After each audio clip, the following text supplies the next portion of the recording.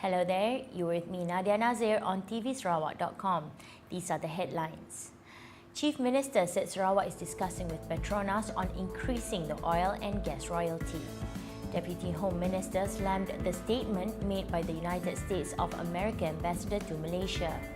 Political Secretary to the Chief Minister says the Welfare Department's home help services is a success.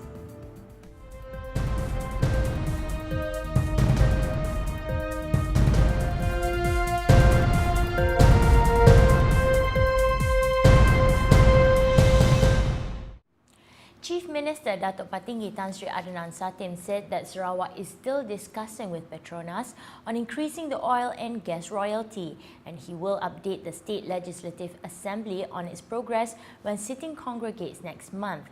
He explained that even though Petronas has agreed to increase their contribution to Sarawak, but the implementation is yet to be finalised. Speaking at Leader with the People session at Kota Samarahan Civic Centre yesterday, the Chief Minister reiterated that Sarawakians wanted to be participants in the oil and gas industry since the natural resources obtained by Petronas were from the state. He also touched on developing rural areas, whereby he said that it will be given priority in Budget 2015 and the 11th Malaysia Plan. On efforts to reduce corruption, Tan Sri Adnan said he recently advised about 1,500 enforcement officers from agencies such as the Customs and Forest Departments to pursue integrity courses. On timber licenses, he reiterated that he would not issue any more timber licenses.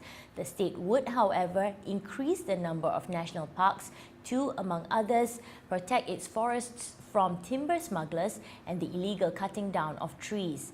On leadership, the Chief Minister reminded state leaders not to betray the people's trust in them, stressing it was the people who had put them in power. Deputy Home Minister Datuk Sri Dr. Haji Wan Junaidi slammed the statement made by the United States of America ambassador, which urged Malaysian government to abolish the Seditious Act. He said that the US has no moral standing or human rights to urge so. He instead insisted that the US government walk the talk. Datuk Sri Dr. Haji Junaidi said this to the media in a press conference after officiating the Goods and Services Tax briefing held at Malaysia Productivity Corporation. He pointed out that before abolishing the present act, the government needs to replace it with a new act which needs to be far better than the previous one. The Deputy Minister is also confident that the government will be able to come out with a better solution to overcome this issue.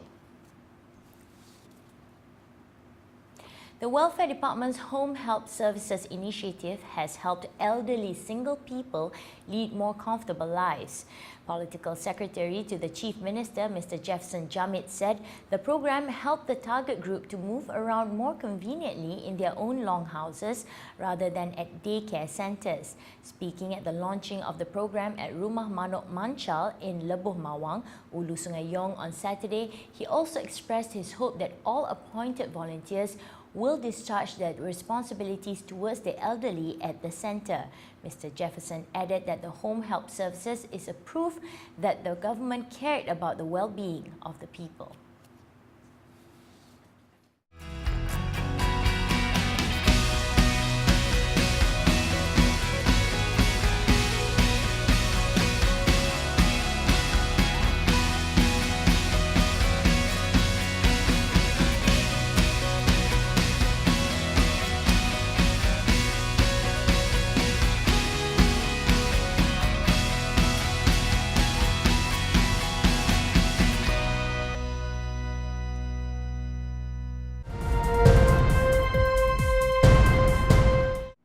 Moving on to Malaysia news.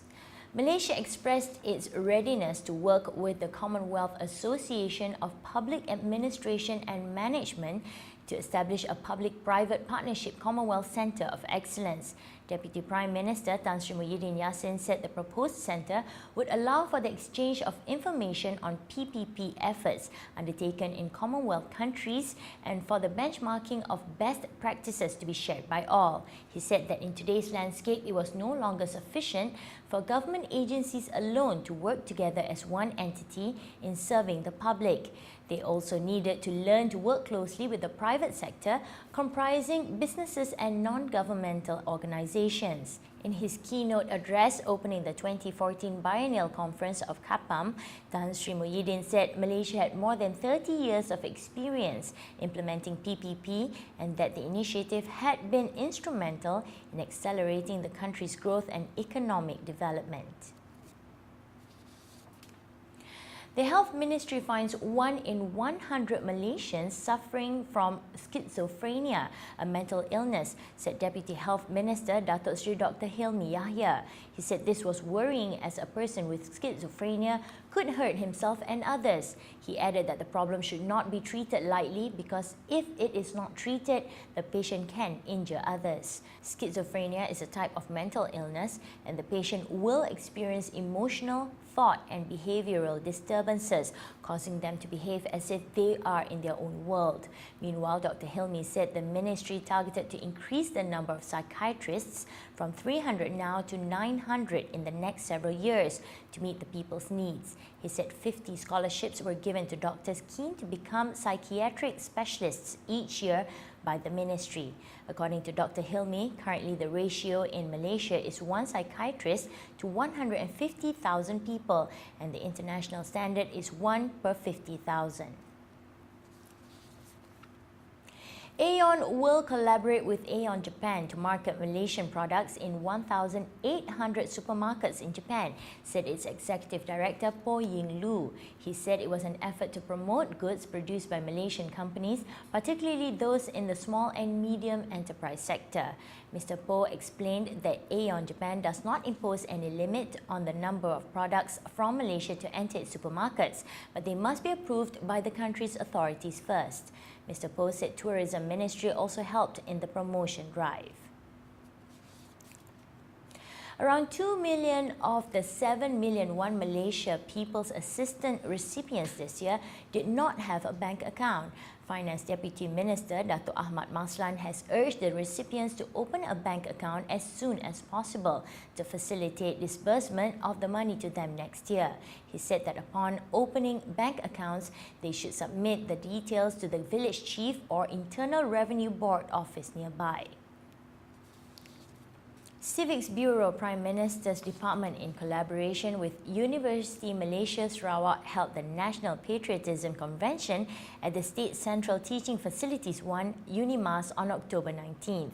The one-day convention was attended by 550 participants comprising students of UNIMAS, UITM Kota Samarahan and IPG Batu Lintang with the aim to promote the spirit of patriotism, to remember the history of freedom fighters in shaping the country so that the younger generation today does not forget about the sacrifices made by the fighters.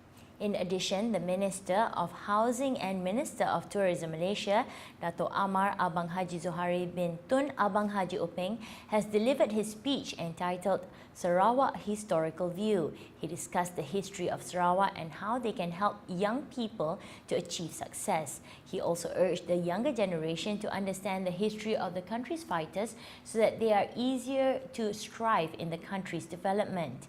In addition, the Chief Minister of Sarawak, Tan Sri Dato' Amar Dr. Haji Adnan bin Haji Satim, has made a major speech and closing ceremony of the State Convention National Patriotism. Tapi latar belakang kita mestilah kita ketahui. Kerana era sudah berubah. Kalau dulu kita ada era nak membebaskan negara kita, hari ini era kita ialah era global. Dulu you are talking about Sarawakian, then you talk about Malaysian, but today you are talking about global citizen. You are global citizen.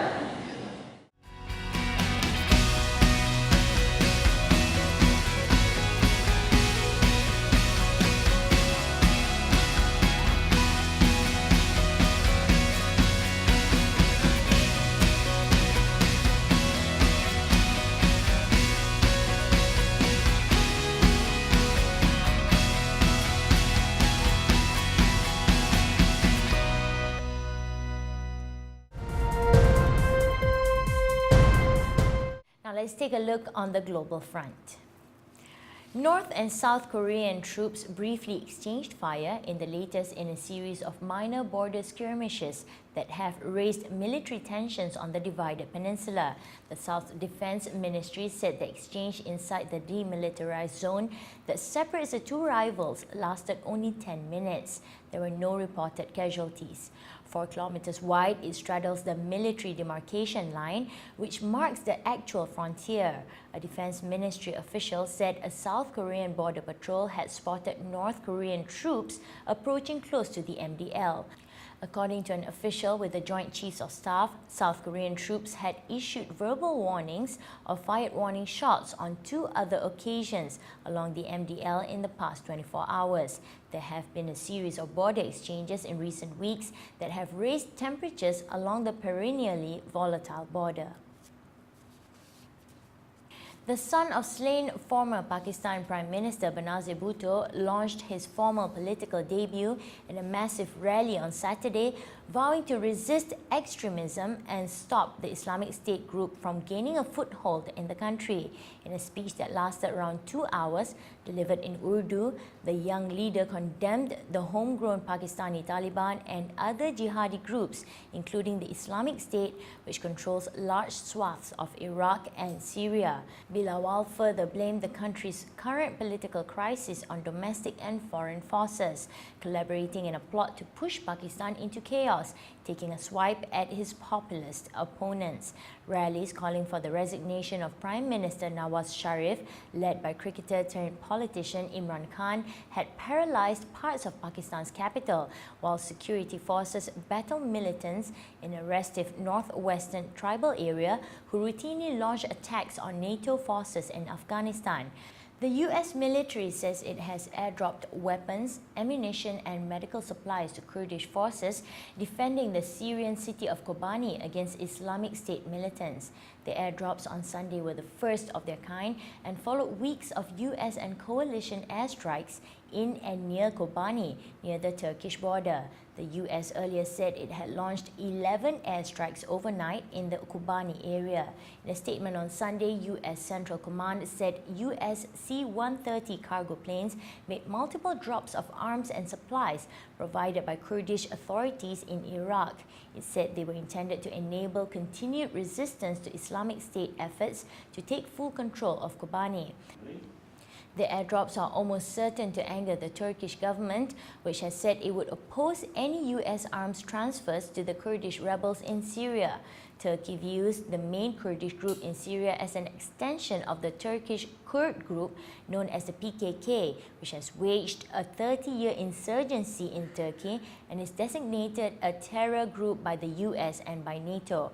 Senior US administration officials said 3 C-130 planes dropped 27 bundles of small arms, ammunition and medical supplies. The official spoke on condition of anonymity under ground rules set by the White House. One official said that while the results of the mission were still being assessed, it appeared that the vast majority of the supplies reached the intended Kurdish fighters. Public Health England has warned that a startling jump in the number of people dying of liver disease has been triggered by an increase in alcohol consumption. The first regional study into the preventable disease revealed a 40% rise in deaths over the past 12 years, with men twice as likely to be diagnosed as women. The changes in pub opening hours and higher levels of alcohol consumption are directly linked to the rapid and shocking increase in death rates, according to Professor Julia Verne, who led the research for PHE. The results reveal significant variations in mortality across the country from liver disease, the only major cause of death and sickness, which is on the rise in England while falling in the rest of Europe. As well as the variation in mortality rate, there are large variations in hospital admissions from liver disease. Health experts have described death from liver diseases in the UK as a growing epidemic. It is the 5th big killer in England and Wales after heart disease, cancer, stroke, and respiratory disease. And that wraps up the news for today. I'll be back tomorrow with more news. I'm Nadia Nazir. Have a great week ahead.